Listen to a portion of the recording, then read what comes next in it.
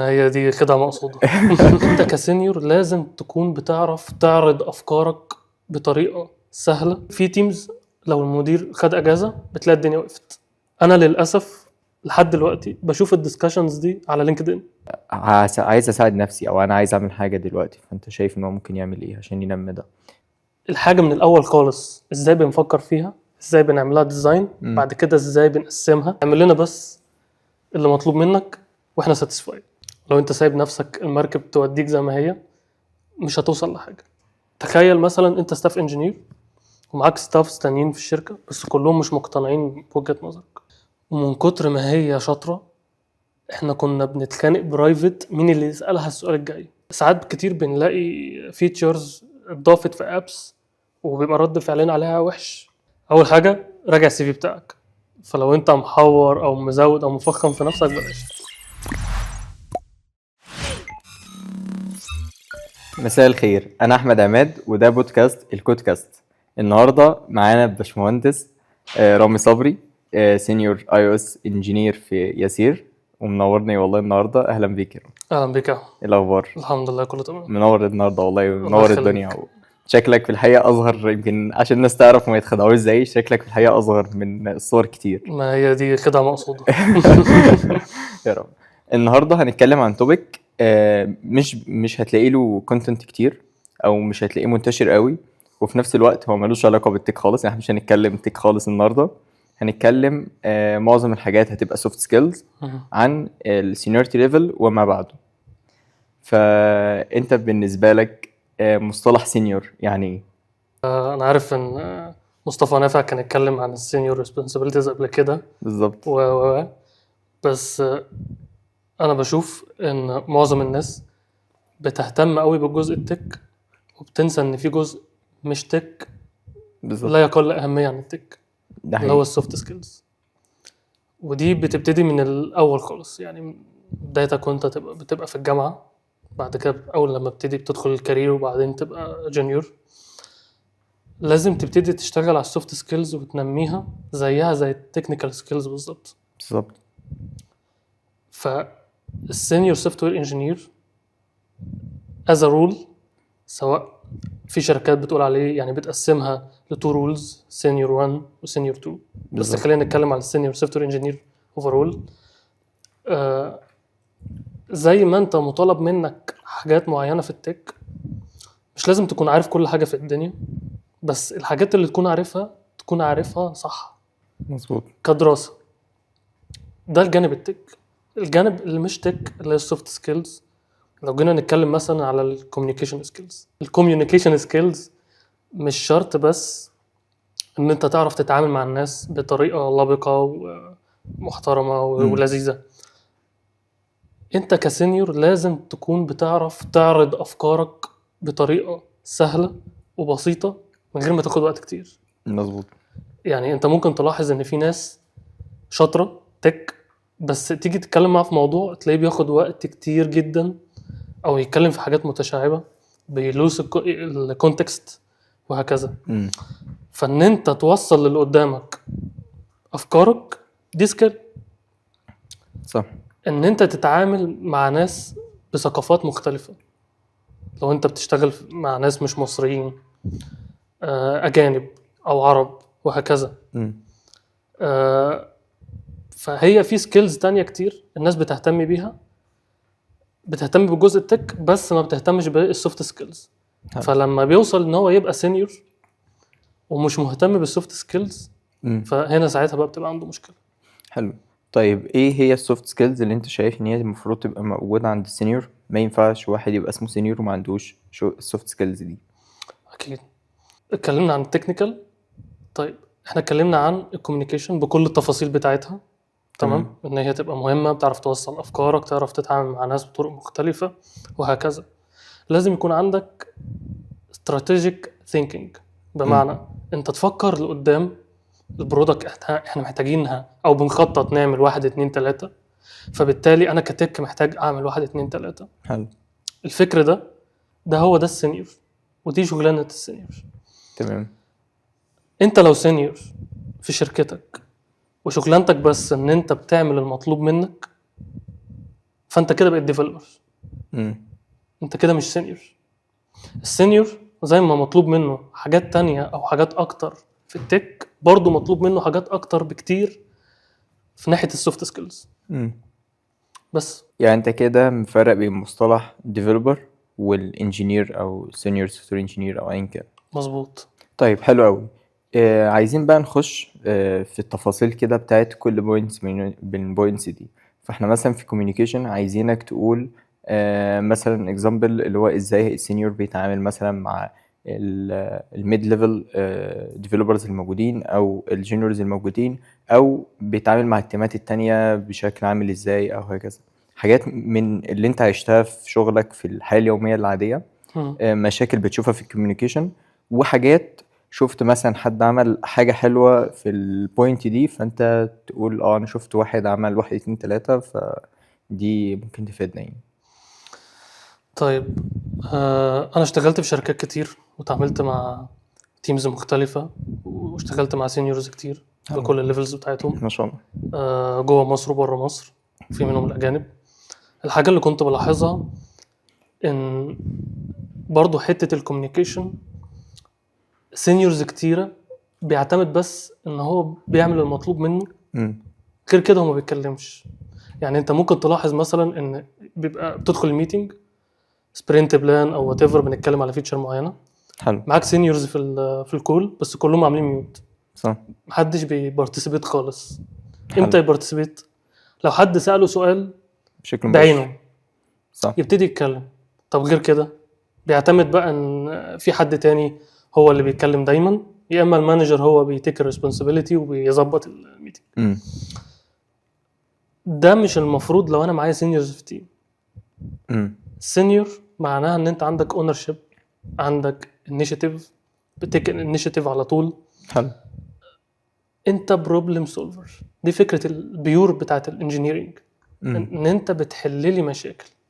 فلو انا معايا سينيورز في التيم المفروض اكون حاسس بالامان والشغل يمشي لوحده، مش لازم حد يجي يقول له تشتغل ازاي وتعمل ايه. بمعنى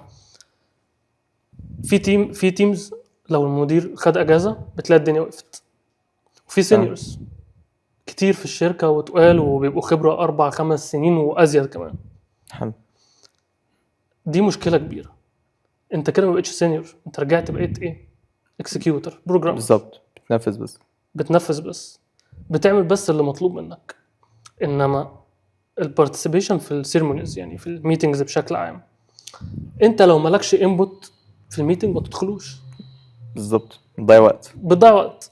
سيب بقى اللي بيبارتيسيبيت واللي بيتكلم واللي بيهندل واللي بيديزاين هو يعمل الحوار ده، وانت وفر وقت وما تدخلش. بالظبط. فدي مشكلة انا كنت بشوفها مع سينيورز كتار.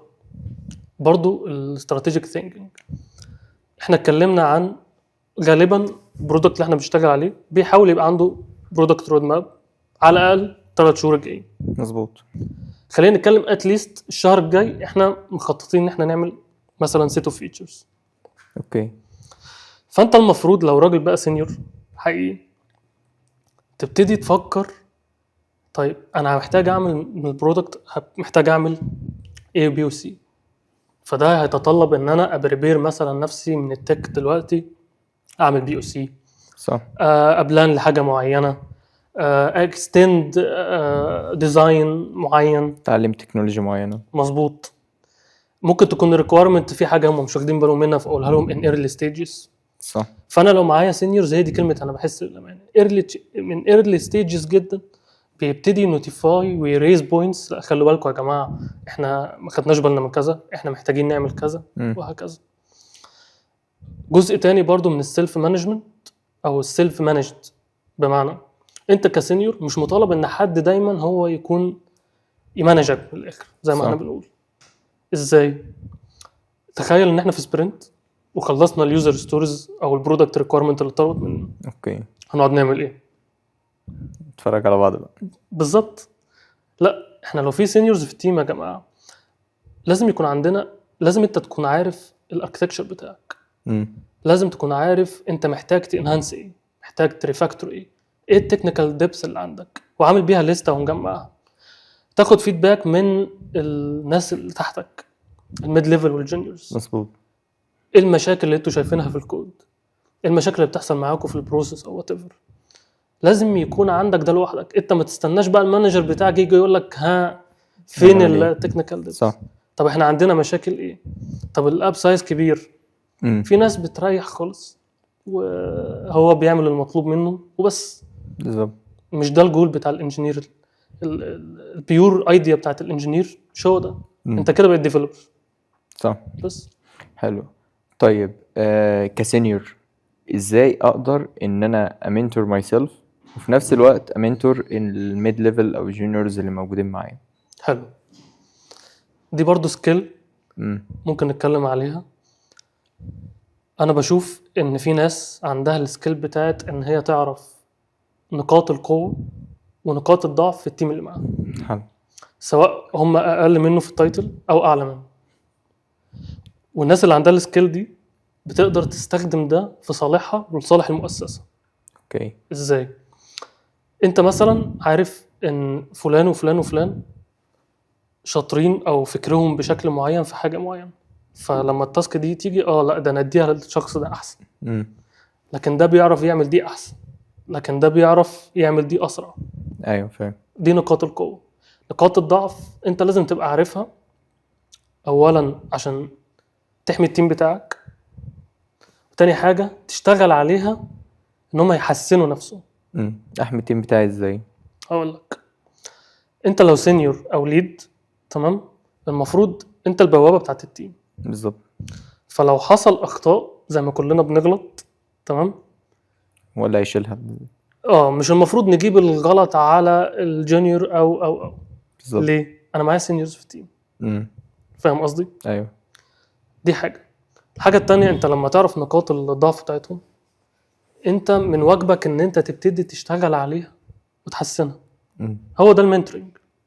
لكن مش معنى ان انت تقعد تشرح له اي حاجة وخلاص، او يبقى الموضوع عشوائي، او يلا نتكلم النهاردة عن الكلين اركتكتشر هو مهم ليه. بالظبط. انا للأسف لحد دلوقتي بشوف الديسكشنز دي على لينكدين. يعني احنا في 2025 وبشوف سينيورز وليدز ويعني تكنيكال ليدز وتيم ليدز في شركاتهم خبرة 3 سنين وازيد. 3 سنين جوه الليفل ده؟ جوه التايتل. عشان مش 3 سنين عامه. لا 3 سنين جوه التايتل واكتر يعني. في ناس كانت 7 و8. لسه بنتكلم في 2025 هو الكلين اركتكتشر هيدك خطوات زياده مش عارف ايه. لا أيوه. لا يا جماعه احنا بقينا نتكلم النهارده ان الاي اي هيريبليس الجونيور انجينير. بالظبط. فانت لو فاكر نفسك ان انت يعني السينيورتي ان انا لسه بتكلم في الليفل ده من ناحيه التك، طيب بالنسبه للسوفت سكيلز ايه؟ فاهم. صح. طيب دلوقتي انا كسينيور ممكن يعني لو افترضنا دلوقتي انا سينيور، فانا مش عارف برضه اعمل ايه. يعني انا لو ما عنديش فكره الكوميونيكيشن، ان انا مش قادر انا كوميونيكيت كويس مع الناس، او مش قادر ان انا امنتور الناس، فعايز اساعد نفسي او انا عايز اعمل حاجه دلوقتي. فانت شايف ان هو ممكن يعمل ايه عشان ينمي ده بالنسبه للسينيور؟ وبالنسبه مثلا دلوقتي برضه لو انا ميد ليفل، فانا عايز ابقى سينيور كويس، ابقى سينيور زي ما انت بتقول عندي السوفت سكيلز دي. فازاي مثلا في الميتنج او في بلاننج ميد ليفل مثلا عاده هيستمع مثلا او هيسكت او ممكن ما يدخلش ان كان، بس هو ازاي برضه هيحسن فكره الكوميونيكيشن عشان يبقى سينيور بشكل كويس، او فكره اللي هو اللي يبقى عنده استراتيجي بلاننج او يبقى عنده بلان للفيوتشر بلاننج يقدر ان هو يهندل الدنيا دي بيها يعني. حلو. ده الكلام اللي انا هقوله ده هينفع على كل الليفلز مش السينيور بس. اوكي. ممكن احنا نكون في شركه او شغالين على برودكت، هي الريكويرمنت او السكوب اللي احنا شغالين فيه كده. بمعنى ايه كده؟ انا مش محتاج مني مجهود اكتر من كده. هو انا بيطلب مني شويه حاجات، الناس بتوع البرودكت عارفين هم بيعملوا ايه، مش عايزين اكتر من كده. بالظبط. اعمل لنا بس اللي مطلوب منك واحنا ساتيسفايد. ممكن تكون ده السكوب بتاع الشركات، لو شركات مثلا متوسطه فيما تحت. حلو. طيب انت لو جونيور او ميد ليفل او سينيور، تعمل ايه وتعرف منين؟ اولا لو انت في كومفورت زون فاعرف ده اول تشيك مارك، مش محتاج تكمل على الباقي. في ريد فلاج. في ريد فلاج هنا. تمام، دي اول حاجه. تاني حاجه، هل انت بتعمل الشغل اللي مطلوب منك وبس، ولا انت بتتيك انيشيتيف؟ انت بتحاول تفكر ان انت تحسن مش الكود بتاعك بس، انت تحسن البرودكت بتاعك. تمام. عندك نظرة في الاندستري اللي انت شغال فيها. يعني لو حد مثلا شغال في الفود اند بريفليج، فيبقى عارف الكومبيتيتورز. طب الناس دي بتعمل ايه؟ لما يمسك الاب يعرف ان في فيتشر، يحاول يستكشف فيها نظرة بقى الانجينير. الفيتشر دي معمولة ازاي؟ طب اشمعنى معمولة كده واحنا عاملينها كده؟ طب احنا لو عملناها كده دي هتفرق معانا وتجيب لنا فلوس. فاهمني؟ يبتدي يفهم البيزنس اللي هو شغال فيه. وبرضه دي حته مهمه جدا كسينيور.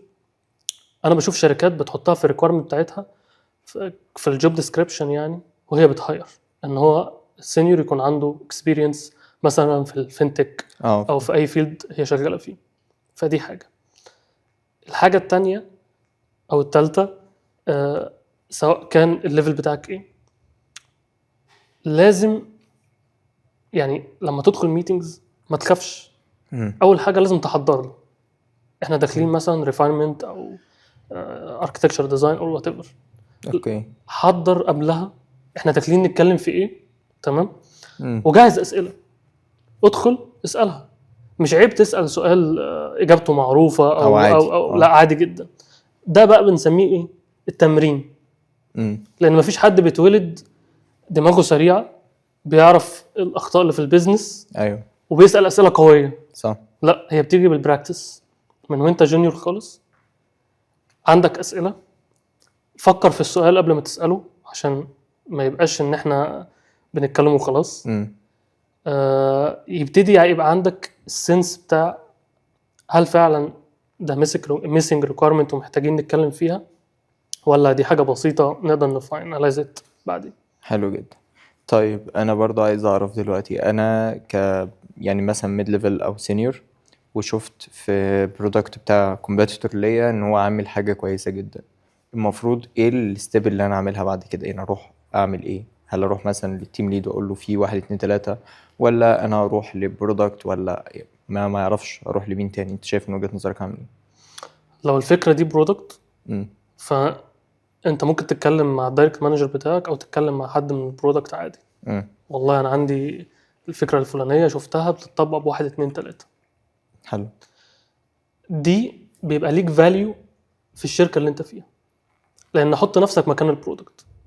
هو جاله بيزنس ريكويرمنت، حولها لبرودكت ريكويرمنت، خلاص، وهنبتدي نشتغل عليها ونبتدي نبلان ليها. حلو. كل ما يكون عندي انجينيرز بتديني افكار او بتديني يعني بتريز بوينتس او بتريز ايشوز او ريكويرمنتس انا ما كنتش واخد بالي منها، ده بيخلينا كلنا في الاخر انجح. حلو. ليه؟ السوفت وير ديفلوبمنت لايف سايكل هي سايكل كبيره جدا. الامبلمنتيشن ده من اواخر الستبس. فانت لو بتبارتيسيبيت بس في اواخر الستبس هتفضل ديفلوبر. صح. انت عشان تبقى سينيور انجينير لازم يبقى نظرتك اعم. احنا بنكود ليه في الاول في الاخر؟ عشان نحقق برودكت ريكويرمنت معين بالظبط او ايه معين بالظبط. فانت لما تبتدي تبارتيسيبيت ويكون عندك الفكر بتاع الحاجه من الاول خالص، ازاي بنفكر فيها، ازاي بنعملها ديزاين، بعد كده ازاي بنقسمها، اللي هي فكره بقى الاجايل، نقسمها لشيبابل برودكتس ونبتدي ندخلها في iterations. بالظبط. حلو. طيب هل انت شايف ان في جاب بين السينيور اللي موجود في مصر والسينيور اللي موجود بره مصر؟ يعني او الجاب دي جت منين، نحلها ازاي؟ ده سؤال بيثير الجدل. اوكي، انا شايف ان الكومبيتيشن لو جينا نتكلم عن الجونيور ليفل والميد ليفل ممكن يكون في كومبيتيشن، لان انت لو بصيت في الماركت هتلاقي ناس شاطره كتير وبتفت. حلو. بس لو جينا وصلنا للسينيورز، انا بتكلم على مصر ووطننا العربي، الكومبيتيشن ضعيفه جدا من وجهه نظري. لو جيت بصيت مثلا، يعني احنا بنعمل انترفيوز كتير، ما بين كل 10 سيفيهات ممكن تلاقي مثلا واحد بس بيفت. ودي بتبقى كوست طبعا على الشركة، وده سبب من الأسباب اللي بيخلينا عندنا سينيورز ما يقدروش ينافسوا في أوروبا وأمريكا. حلو. في شركات بقت تقلل البار بتاعها بسبب مش إن لاقيين. هي مش لاقية requirement، فبتضطر تقلل البار عشان في الأول في الآخر ده كوست. بالظبط. انت عندك تيم بيعمل انترفيوز، بيدخل في بروسيس، كذا تيم بيشتغل عليها، وانت محتاج برضو حد وفي يكون. الاخر انا محتاج ريسورس. بالظبط. طيب انت برضو شايف يعني المشاكل زي ما انت بتقول في واحد بس اللي بيفيد من كل 10، معظم المشاكل دي بتبقى تك ولا بتبقى سوفت ولا بتبقى الاتنين مع بعض؟ بيبقوا الاثنين. الاتنين. طيب هل شفت يعني لو انت شايف فيه كتير معظمهم تك ولا معظمهم سوفت، لو انت تختار يعني المعظم اللي بتشوفه المشاكل الاكتر؟ المشاكل الاكتر بتكون سوفت سكيلز. سوفت سكيل. يس. طيب للأسف. عندنا جاب فيها تقريبا. للأسف. احنا يعني انت شايف ان السوق في مصر محتاج سينيورز، يعني محتاج سينيورز كتير؟ محتاج طبعا. لان هو مثلا في- لو احنا اتكلمنا عن الجونيورز، سوري لو كنت قاطع كلامك، لو كنا بنتكلم عن الجونيورز فانت قلت ان اصلا ممكن الاي اي بيريبليس ده شويه، فهو الجونيور اصلا بيحارب علشان هو يلاقي فرصه في الاول، اللي هو في ناس كتير والفرص للجونيورز مش موجوده كتير قوي. مهم. فبنيجي للميد يعني بيبقى في بالانس شويه بين الفرص اللي موجوده وبين عدد الناس الشاطره اللي موجوده. بنيجي بقى للسينيور. انا بشوف ان في ديماند عالي، بدليل امم ان بنشوف ناس كتير لما بيحب يتنقل من شركته بيتنقل، يعني بيروح آه. شركة تانية. وفي ناس كتير بتنقل كتير صح. سواء جوه مصر او بره مصر. فهو في ديماند عالي جدا في التك في مم. الفترة الحالية. ايه اللي بيخلي عندنا سينيورز زي ما باشمهندس حماد يعني بيقول عليهم في الماركت متواضعين المستوى؟ اه. وده مش في الموبايل بس، ده في كل الفيلدز يعني بتاعت التك مم. او بتاعت السوفت وير، ان في ناس كتير في الكومفورت زون. صح. في ناس كتير ما يعرفش ان في بره بتحصل في حاجات في شركات مم. تانية. وبرضه ما فيش الفكر بتاع انا انجينير، انا بحل مشاكل، المفروض ابارتيسيبيت في الديفلوبمنت لايف سايكل كلها، صح. مش الجزء بتاع الامبلمنتيشن بس. مظبوط. حلو قوي.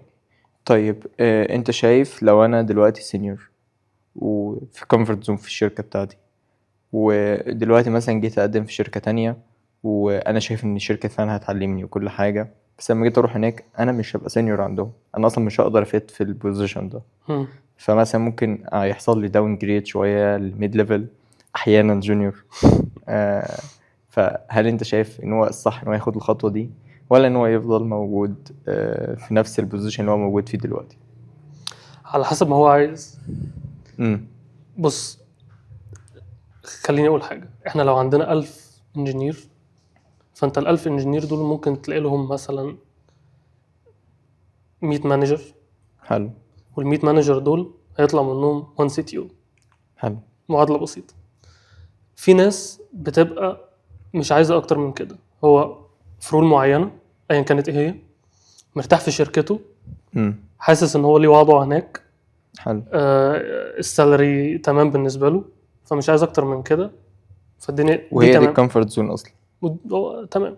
امم في حد تاني بيبقى لا، هو عايز اكتر، سواء سالري، سواء تايتل، سواء علم نفسه، هو عايز يشتغل على حاجات اكتر، حاجات اصعب، وهكذا. ايوه.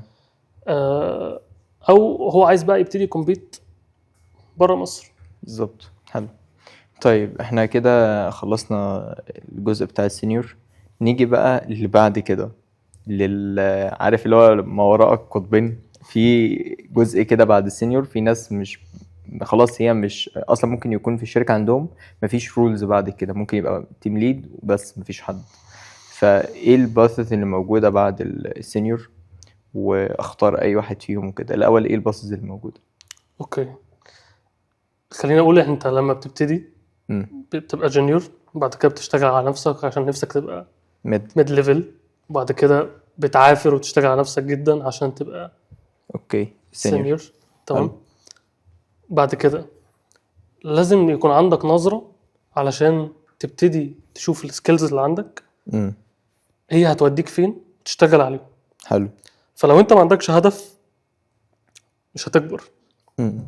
لو انت سايب نفسك المركب توديك زي ما هي مش هتوصل لحاجه. حلو. مين اللي بعد السينيور بيكون ده، انا بتكلم على الموست كومن في الشركات، بيبقى فيه تو رودز اوكي. او تو تراكس.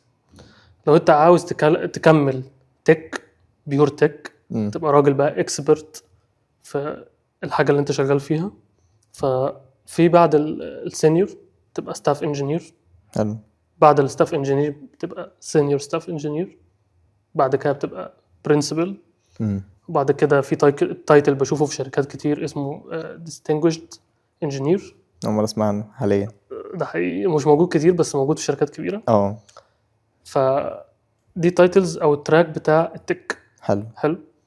في تراك تاني بتاع المانجمنت او المانجيريال، اوكي. اللي هو انت بتبقى تكنيكال ليد او تيم ليد، برضه دي موجودة في شركات ودي موجودة في شركات. حلو. بعد كده بتبقى انجينيرنج مانجر، بعدين بتبقى سينيور انجينيرنج مانجر. في شركات فيها تايتل ستاف انجينيرنج مانجر زي ياسير. بعد كده بتبقى هيد اوف دومين مثلا انت في الشركه بتاعتك، او هيد اوف يعني قسم معين في الشركه، اه. هيد حلو. اوف انجينيرنج. ممكن تبقى هيد اوف انجينيرنج في الشركه كلها، وبعدين تبقى سي تي او وهكذا. ما شاء الله. طيب انا عايز منك ممكن يعني الريسبونسابيلتي بتاعت كل واحد، مثلا لو خلينا نمسك باز ممكن نروح للتكنيكال. كل واحد فيهم ايه الفرق اصلا بين الستاف والسينيور ستاف؟ يعني ده بيعمل ايه وده بيعمل ايه؟ الاتنين بالنسبه للستاف انجينير، فاهم Yes. قصدي؟ فانا عايز افهم بس الباث ده كله بيبقى ماشي ازاي، الريسبونسابيلتي بتاعت كل واحد فيهم بيعمل ايه، ومطالب منه ايه علشان يبقى يحصل له مثلا بروموشن من ستاف لسينيور ستاف. اوكي بص، هو التايتلز دي بتختلف من شركات للتانية. اوكي. تمام. وبرضو على حسب الفريم ورك او الاستراكشر بتاع الشركه. مم. خليني اوضح حاجه، ان انت في شركات بتلاقي فيها مثلا تكنيكال ليد او تيم ليد. ماشي. حلو. الشركات دي ساعتها بتبقى مش محتاجه ستاف، لان هو اوريدي عنده تكنيكال ليد. بالظبط. فالتكنيكال ليد بيبارتيسيبيت مع الهاير ليفل اعلى منه وخلاص. حلو. على نفس النهج، انا لو عندي ستاف انجينير فخلاص هو هيبارتيسيبيت دايركتلي مع السينيور انجينيرز اللي موجودين في الديزاين، يعني السيستم ديزاين والسيستم اركتكتشر اوكي. كل السوليوشنز. فخلاص انا مش محتاج التايتل ده. الستاف انجينير هو بيهتم بالجزء التك، بمعنى هو بيقون التكنيكال براكتسيز في البرودكت او البرودكتس اللي هو بيشتغل عليها. خليني اقول لك على حاجه، السينيور في اغلب الاحيان بيبقى شغال على برودكت واحد او بروجكت واحد. حلو. باللغه بتاعتنا. تمام.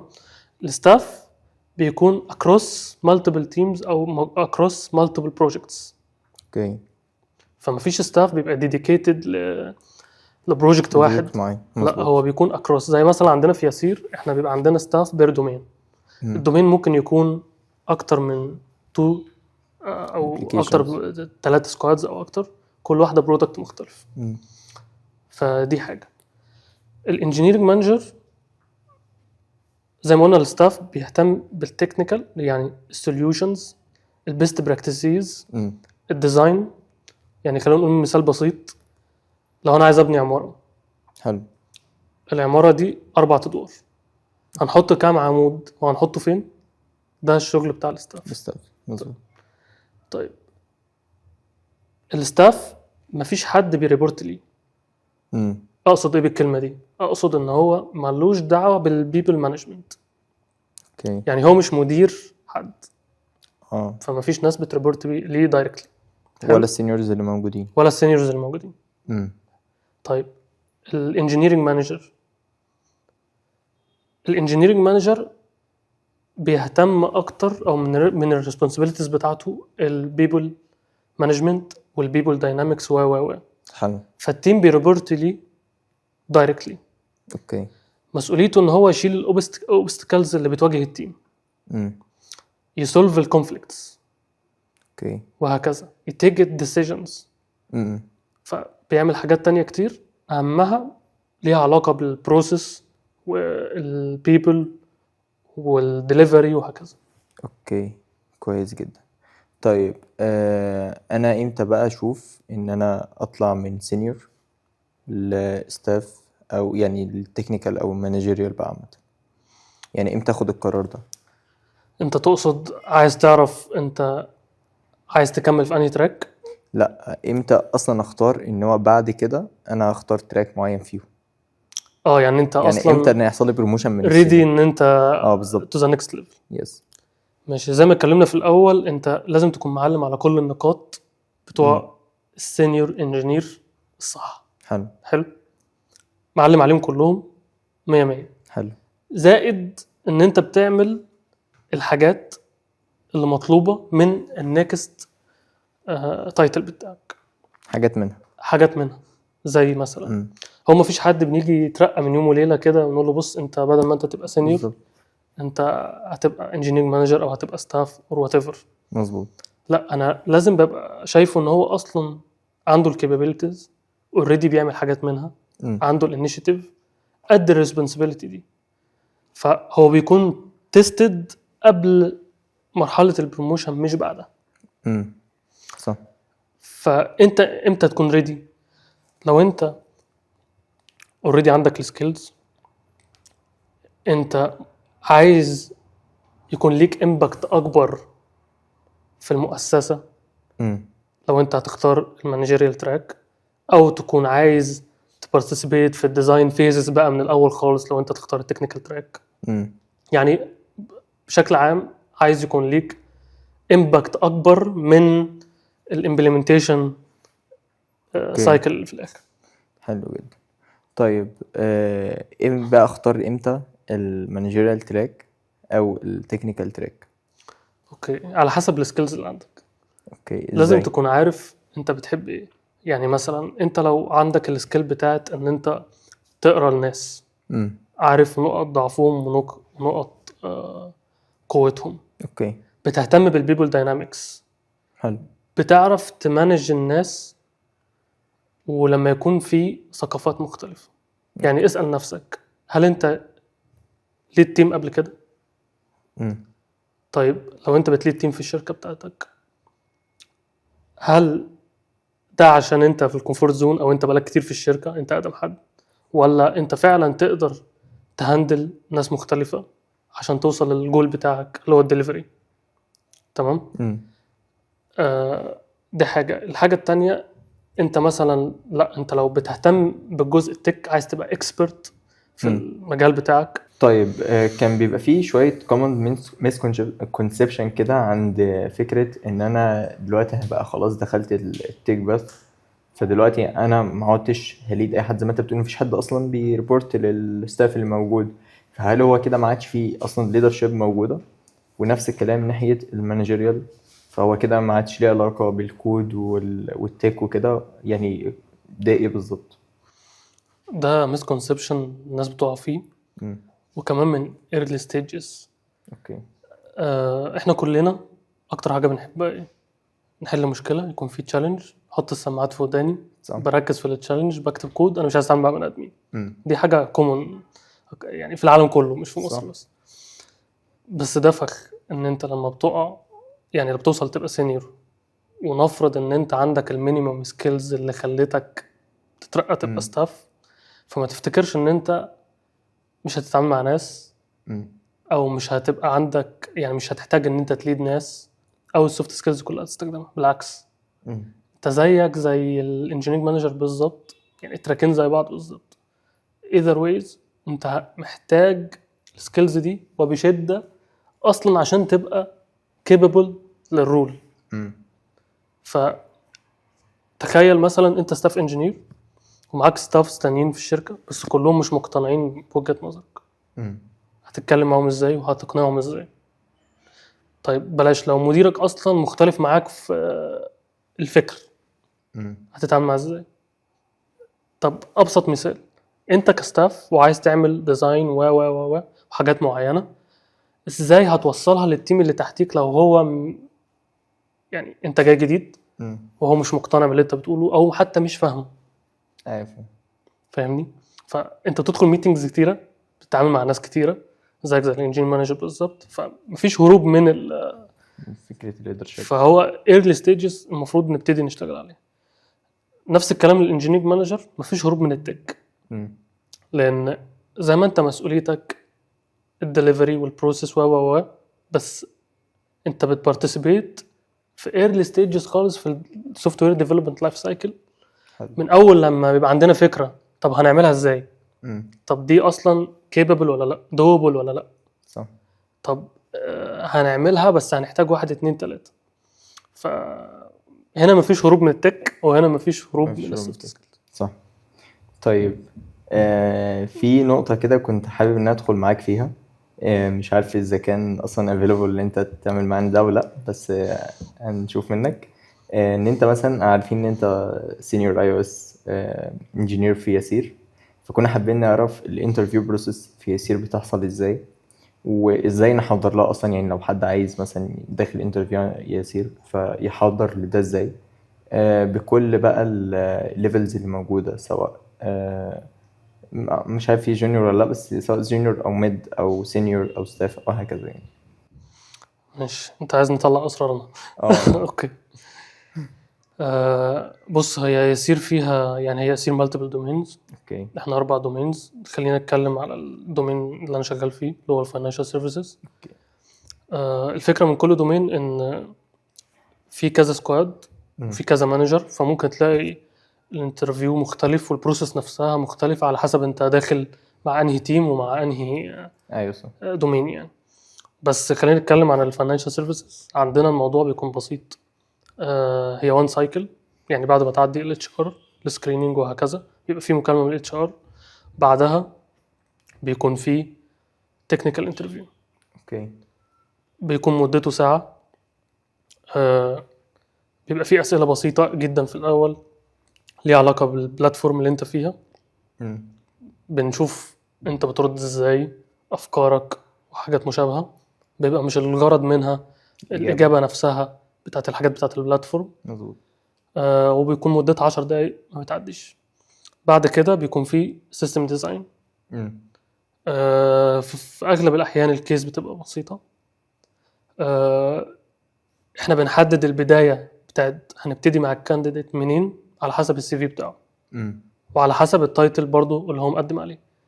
فكل اللي هو كاتبه في السي في، الحاجات اللي هو يعرفها بنبتدي نساله فيها. بنبتدي مثلا بالطب الحاجات فيها. يعني هو مثلا كاتب ان هو عنده نولج في السكيورتي في كذا وكذا وكذا، فبنبتدي مثلا نساله في كذا. بنشوف هل هو فعلا فاهمها، فاهم الكونسبت اللي هو كاتبه في السي في، اشتغل بيه. مش لازم يكون اشتغل بيه، بس انا اقصد تكون فاهم صح، مش حافظ مصطلح او ديفينيشن او كده. بالظبط.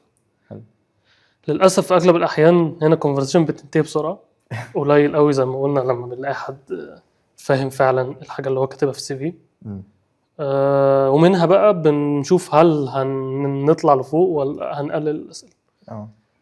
بعد كده السيستم ديزاين زي ما قلت في اغلب الاحيان الكيس بتبقى بسيطه.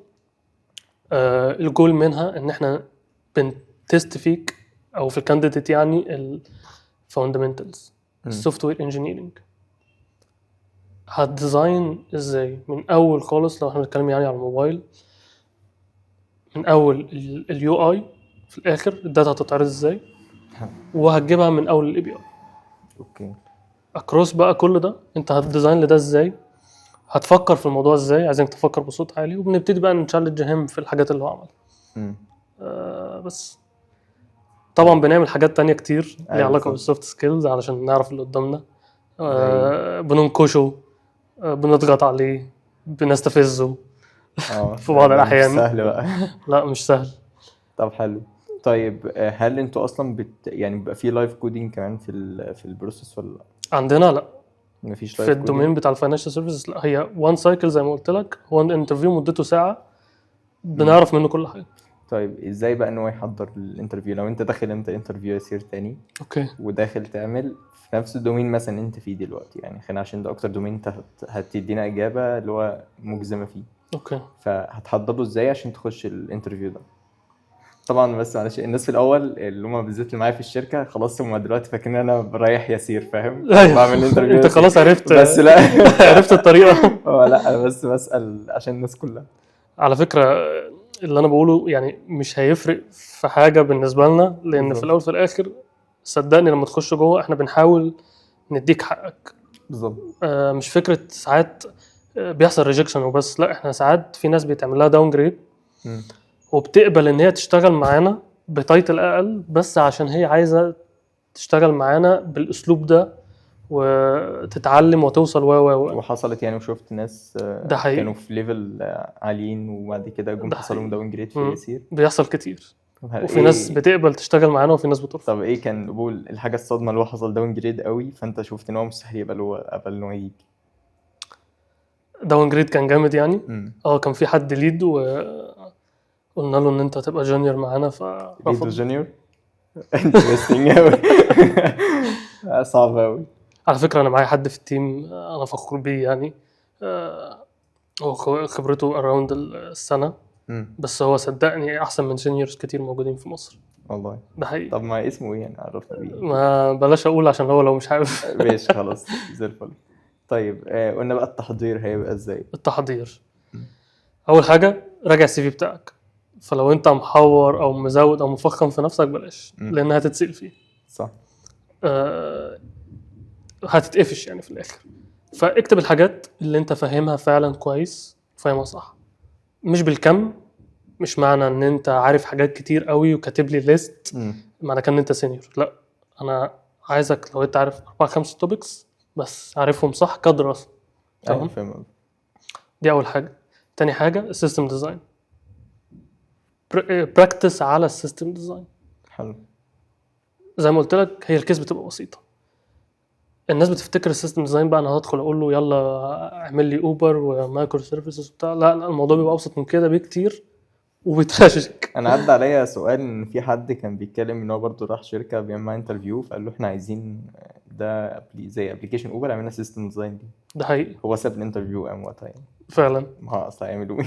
كان بس يحاول. هو ده كان ايه؟ كان يحاول. هو ده يعني دي كانت حاجه حصلت من شخص اعرفه يعني. والله انا بشوف المشكله ان الناس ما بتهتمش بمعرفه المشكله اللي حصلت وبالتالي طلعنا لها بحل. يعني كله بيدخل انا هستخدم كلين اركتكتشر ماشي يلا اعمل اللايرز. بالظبط. طب ليه ده بيكلم ده كده؟ هو ليه اصلا تستخدم كلين اركتكتشر فاهم يعني مش شرط. بنسيبه هو يختار. انا ما بقولوش اي حاجه. انا بديله الكيس معاك سكرين او معاك وات ايفر الكيس هتعمل كذا كذا كذا. صح. ليك حريه اختيار اي حاجه واحنا هنناقشك فيها. طب حلو ماشي ممكن نكمل البروسس بقى. بالظبط. فالتحضير انت حضر ان انت تبراكتس من حاجات بسيطه. اسال نفسك ليه بنعملها كده؟ طب ده لما يكلم ده، طب لما يحصل لي تشينج هنا، طب الريسبونسابيلتي انا مطبقها صح؟ طب السوليد برينسيبلز فين في الرسمه اللي انا عاملها؟ صح. طب ممكن تديني مثال سيستم ديزاين يعني سؤال سيستم ديزاين انت ممكن تديله يوز كيس معينه او تديله فيتشر معينه او ايا كان تقول له عايزك تعملي سيستم ديزاين ليها زي ايه بالظبط؟ يعني ممكن تسال حد زي ايه؟ ماشي ممكن نقول كيس بسيطه. لو انت عندك ليست في ايتمز ماشي هتعمل لهم فيتش من اي بي اي. تمام. حلو. ولما تعمل لهم فيتش انا هحتاجك تكاش الداتا دي لوكال. اوكي. تمام. والكاش ده هيكسباير بعد اسبوع. حلو. يعني في خلال الاسبوع كل مره هكلم السيرفيس تاني مش هكلم الاي بي اي او مش هكلم الريموت سيرفر هقرا من الكاش. وبعد اسبوع هروح افيتش تاني وكاش من الاول. حلو. ايه بقى انا عارف ان انا بحاول اجيب لك واحده واحده بس عشان ايه بقى ان انت مستني منه يعني لو انت برضو بتجاوب على نفس السؤال يعني اعتبر بقى ان انا اللي مديك السؤال ده انت هتجاوب عليه ازاي او ايه اللي انت مستني منه يعني. انا عارف انت مستني منه تفكيره اكتر من اجابه صح او يعني اجابه صريحه واضحه. انا عارف انت مستني منك تشوف طريقه تفكيره هتبقى عامله ازاي. مظبوط. بس يعني اديني كانك انت اللي بتحل السؤال ده مثلا. انا عارف انا فاجئتك دلوقتي. خليني اقول لك مثال حقيقي حصل برضو معانا. اوكي. كنا بنعمل انترفيو البنت ومن كتر ما هي شاطره احنا كنا بنتخانق برايفت مين اللي يسالها السؤال الجاي. والله بجد هي هتبقى عارفه نفسها لما تسمع الكلمتين دول. هي فعلا تستحق. هي عملت ايه؟ اول حاجه ادت لنفسها فرصه ان هي تفهم الكيس صح. حلو. فلما ادينا لها الكيس في الاول هما كلمتين وسبناها يلا، هي ما عملتش اي حاجه، ابتدت تسال اسئله. مم. انا عندي كاش؟ قلنا لا عندك. طيب الكاش ده محتاجه يبقى سيكيورد ولا لا؟ حلو. قلنا لها لا، معلومات مش سنسيتيف. طيب الكاش ده هيكسباير امتى؟ ولا ممكن نفترض ان هو دلوقتي على طول؟ قلت لها فاهم. فضلت تسال عشان تفهم بالظبط الكيس. رسمت الكيس في دماغي. مظبوط. بلاش تعمل اسامبشن تقول مثلا انا الكيس بسيطه، انا مش محتاج هنا انتر اكتور، ولا مش محتاج اكتب البيزنس لوجيك في مكانه وبتاع، ما هو فيو موديل واكتب الحاجه وخلاص. انت داخل انترفيو عشان تشوكيس، تورينا مهاراتك في السيستم ديزاين والاركتكتشر ديزاين. فلما ما تعملش الحاجه هتعملها امتى؟ انت ما قدامكش غير الساعه. المفروض تدي البيست سوليوشن دلوقتي. بالظبط. طلع كل النولج اللي عندك وفي خلال الكام دقيقه، واتكلم معانا بصوت عالي، يعني اتكلم مع الانترفيور ايا كان مين هو، وريه انت بتفكر ازاي. حلو. الداتا دي لما ترجع فانا هعمل لها بارسنج بطريقه فلانيه، يبقى الكومبوننت ده هو اللي مسؤول عن البارسنج. حلو. ايه ده اول ستيب قلتها لك البنت عملتها. تاني ستيب ابتدت تديفاين الكومبوننتس اللي في السيستم. ماشي. اول حاجه ابتدت بالانتيتيز، دي اهم حاجه. صح. عملت ديفينيشن للانتيتي. الانتيتي بتاعتي كذا، واحده او اكتر، فيها كذا، والريليشن شيب ما بينهم كذا. وبعد كده ابتدت تحدد الاركتكتشر ديزاين اللي هتستخدمه. حلو. تستخدم، وبعد كده وطول ما هي ماشيه اي باترن تستخدمه وتقول لنا اسمه وعملته عشان كذا. ابتدينا نتشالنج هير في الريسبونسابيلتي بتاعت الكومبوننتس دي. انت عامله الكاش في الريبوزيتوري، طب ليه؟ تجاوب تقول لها طب ايه رايك لو شلنا الكاش ده حطيناه في الانتراكتور؟ تقول لها لا ما ينفعش. ليه؟ فاهم؟ صح. فضلنا نروح وكنا بنتخانق مين اللي يسالها السؤال الجاي، من كتر فعلا ما هي شاطره والانترفيو كان شيق. يعني ممكن نقول حاجه برضو حصريه ليك. ازاي تعرف ان انت ماشي اون جود واي في الانترفيو؟ صح. ان لو الانترفيو كمل معاك للاخر اعرف ان انت ماشي على الطريق الصح. بمعنى ان انت لو قربت من الساعه ولقيت ان هي مكمله والناس عماله تسالك، في الغالب دي بتكون مؤشر كويس. مؤشر خير. لان انا بشوف معظم الناس اللي بتهتم بوقتها وبوقتك انت كمان، هو لو وصل لمرحله معينه من اللي هو عارفها من الكانديديت مش محتاج يكمل معاه. بالظبط. فاهمني؟ احتراما لوقته ووقتك. بالظبط. حلو. يعني والله بشكرك على اللي انت قلت لنا عن الانترفيو بروسيس، وقلت كمان ازاي تحضر لها واديتنا امثله ليها، وكمان على الرحله بتاعه السينيور واللي بعد كده يعمل ايه. وكنت منورنا النهارده، وبشكرك ان انت جيت والله. وان شاء الله دايما نتعلم منك اكتر واكتر. ربنا يخليك يا احمد، شكرا لك. طيب. مبسوط ان انا معاكم جدا. انا كمان والله. قبل ما نقفل برضو عندي السؤالين اللي انت كنت لسه عارفهم من الحلقات اللي قبل كده. وهو قال ان انت لما كنتش اشتغلت في مجال البروجرامينج كنت ممكن تشتغل ايه او تحب تشتغل ايه؟ تصدق انا ما فكرتش في السؤال ده قبل كده. بس كنت هشتغل اي حاجه ليها علاقه بالتك، مش لازم يكون السوفت وير، لان دي من ضمن الحاجات. لا بعيد عن التك خالص، انت سيب التك خالص. ما هو عايز اقول لك ان دي هوايتي منذ الصغر يعني. والله ممكن الناس المقربين مني يعرفوا ان انا كنت بدخل مسابقات فيها روبوتكس وكشف عن الالغام والحاجات دي.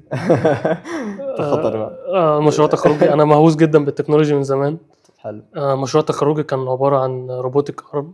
التيم بتاعي احنا اللي عاملين له ديزاين واحنا اللي عاملين له مانيفاكتشرنج من الاول خالص. كان سنه كام؟ من 2017 2018. حلو. عاملين له ديزاين من الاول خالص. اتعلمنا سوليد ووركس، اتعلمنا اوتوكاد، رسمنا، نزلنا قطعنا، عملنا الجوينتس، حسبنا الفورس على كل جوينت، عملنا كل حاجه. بعد كده ابتدينا نعمل السوفت وير بالمايكرو كنترولر. كان في سوفت وير ديسكتوب والموبايل. ده انت غالبا هكون اشتغلت حاجه ليها علاقه بالموضوع. حلو. طيب السؤال التاني وهو اول قبضه ليك كان كام؟ اول قبض ليا، مش انا مش هعمل زي الناس اللي بتقول لك انا ابتديت من الصفر وكنت بقبض مليون أيوة. دولار وكده. انا بدايتي كلها كانت شغل يعني مع شركات بس فريلانس، يعني بتحاسب بالساعه وكده. وبعدين بقيت اشتغل بارت تايم في كذا شركه. بس اول فول تايم جوب كنت بقبض 6000 جنيه. ما شاء الله. دي كان سنه كام؟ 2000 و بدايه 2019. طيب حلو ما شاء الله. ربنا يكرمك. طيب قبل ما نقفل الحلقه كنت حابب ان انت تديني وتدي الناس يعني نصيحه كده نقفل بيها الحلقه. طيب انا هحاول اقول السينيور انجينيرز كلهم اوكي. اللي عندنا في مصر بالذات. حاول تتشالنج نفسك، بمعنى ما تفكرش ان انت خلاص انت بقى عندك خبرة في البلاتفورم بشكل معين فانت بقيت مرتاح، اشتغلت على معظم السيرفيسز الكومون الحاجات المطلوبة، فانت خلاص حاسس ان مفيش جديد كتير قوي بتتعلمه. فين وفين لما بتلاقي تشالنج في الشركة بتاعتك فتبتدي تفكر بقى ان انت انا خلاص انا عايز ريتاير واجر مزرعة وبقرتين والشغل ده. بالظبط. لا، لسه في شغل كتير، لسه في ديماند كتير. جرب تليد تيم، جرب تليد بروجكت، جرب تليد فيتشر من اولها لاخرها لحد أيوة. لما بتطلع برودكشن. جرب تفكر طب ازاي الفيتشر دي احنا خلصناها وطلعناها برودكشن، على اي اساس بنقول ان هي نجحت او فشلت. ساعات كتير بنلاقي فيتشرز اتضافت في ابس وبيبقى رد فعلنا عليها وحش. بالظبط. ففكر في الحاجات دي. فكر ان انت تعمل انهانس يوفر وقت للتيم. صح. فكر ان انت تحل مشكله. يعني انا افتكر في شركه من الشركات اللي كنت شغال فيها كان في كود بيز واحد بس كان في مالتيبل تارجتس. شويه تغييرات على حسب كل برودكت بيطلع، فكان في 16 تارجت تقريبا على نفس الكود بيز. اوكي. قيس على كل تارجت كان في افريج 5 أو 6 environments. فلما كنا بنحل بج كنا بنحتاج نطلع كل التارجتس دي مضروبة في عدد الانفيرمنتس. صح. اللي انا فاكره 3 ايام 3 ايام عشان نطلع ده. طبعا عملنا CI/CD وعملنا بالظبط. كانت بتجيلنا مشكلة تانية ان ناس كتير بتحتاج ان احنا نديبلوي بيلدز ليها بشكل روتيني او بشكل يومي. بالظبط. وكان من ضمن الناس دي ناس اصلا مش تك خلاص. فاحنا كنا بنعمل الاكتيفيتي ده كتير. فجات لي فكره ان نعمل موبايل اب انترفيس بسيط. هو الCI/CD بتاعتنا كانت بجيت لاب وفاستلين، فكنا بنكونكت على الاي بي ايز بتاعت جيت لاب، وعن طريق فاير بيز حطينا الايميلات بتاعت الناس اللي في الشركه. وكل واحد كان ليه بريفليج بسيط يدخل على الموبايل اب يلاقي فيه دروب داون. الدروب داون دي اللي هي البرانشز اللي موجوده عندنا دلوقتي الاكتف، ويختار الورك فلو. كنا حتى عاملين له مابنج النيم حاجه مفهومه اكتر للناس مش تك يعني. ويدوس رن يبتدي بقى يشوف البايب لاين شغاله او ان هي ويتنج طلعت، بنطلع له بوب اب كده بنقول له البيلد طلعت وهكذا. وعملنا في فيجواليزيشن بسيط نفهمهم بيه البرانشز دي بتريفير ليه. يعني مثلا حد مش تك فشايف المين برانش هو مش عارف المين ده يعني، فبنقول له المين ده هو بيرفلكت البرودكشن بتاعه. فانت لو عايز تتست على البرودكشن او تشوف البرودكشن عامل ازاي افتح من هنا وهكذا. دي برضو كانت حاجه لطيفه وفرت على التيم وقت كتير. ده عملتها فين، في كتير ولا في شركه ثانيه؟ لا كانت في اوكي حلو قوي. وحاجات زي كده. فجرب تحل مشاكل، جرب تست السكيلز بتاعتك وتشتغل عليها. ده هيديك كابابيلتيز وهيفتح قدامك طرق كتير.